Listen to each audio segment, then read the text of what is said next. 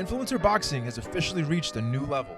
Before, it was just a couple teenagers bobbing around with headgear. Now we have legit knockout artists, real rivalries, and now we even have reigning, defending champions, both worldwide and intercontinental for some reason. Not that boxing doesn't already have a problem with too many belts. While most of these guys are trying to make a name as legit boxers rather than just influencer boxers, the DAZN MISFITS series is definitely not shying away from its ridiculous antics that social media influencers are known for. This card featured a couple of musicians, a grown man who made his name declaring himself a silly boy, and even a self-described porn star. And to be honest, I'm all here for it. I mean, we had no shortage of great, legit boxing events this weekend between Haney vs. Kambosos 2 and Deontay Wilder's comeback. It's honestly kind of nice to mix it up with an event that's just about the fun. So let's get into the fights. The card popped off with DTG versus Halal Ham heavyweight fight. Looks like in the end of the day, I believe this was a robbery. Lots of sloppy boxing. Can't lie, when I watch these cards, I like the craziness of it all, but I don't like seeing guys just swinging random haymakers. Second fight, Ashley Roxu versus Anthony Taylor. This fight shows exactly why boxing is not a game. You don't play boxing.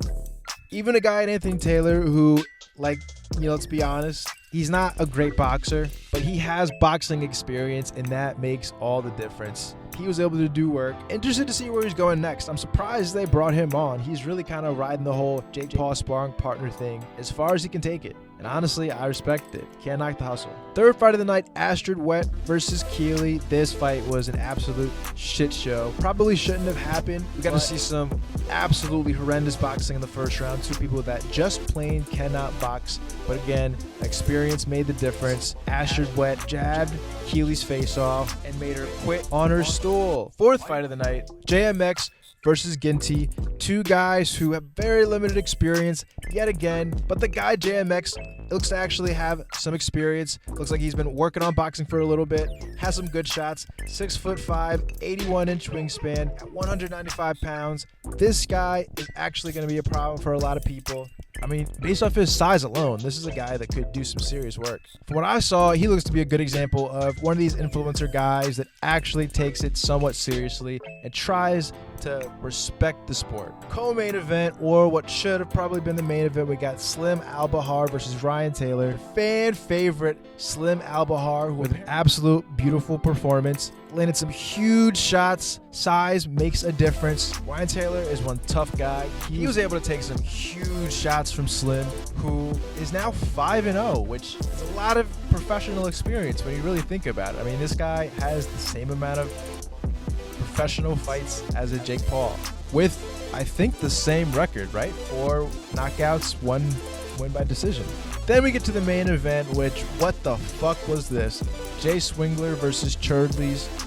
Churdleys, very entertaining guy, but goddamn, he does not belong in a boxing ring against anyone. The man just got absolutely slapped up. I guess the goal here was to promote his next fight, as this was just plain not a fight at all. But in the end, I cannot lie, I had a lot of fun watching this thing. Props to KSI, Mams Taylor, everybody else involved. These fights are actually a lot of fun. This card had everything from robberies, people quitting on their stool, knockouts. We got to see a war in the co-main event, the full fight card experience. I'm honestly more excited to see the next card with Asim Rahman Jr. versus Vitor Belfort. We're going to see two guys that have actual skill inside the ring. And when I say skill, I mean not just skill for an influencer. I mean actual boxing skill. Which makes me wonder, how far is DAZN going to take this? I mean, I see that they are starting to mix in the Hasim Rahmans, the Anthony Taylors, guys with legitimate pro experience before even being on the Misfits event. I could see a future where DAZN and Misfits maybe have a full roster of guys and now women that have legitimate records, have legitimate skills, and the big personalities that make the event sell. And if that happens, the future of boxing might begin to look a lot different. But until then, I guess we'll just have to wait and see. Thanks for watching.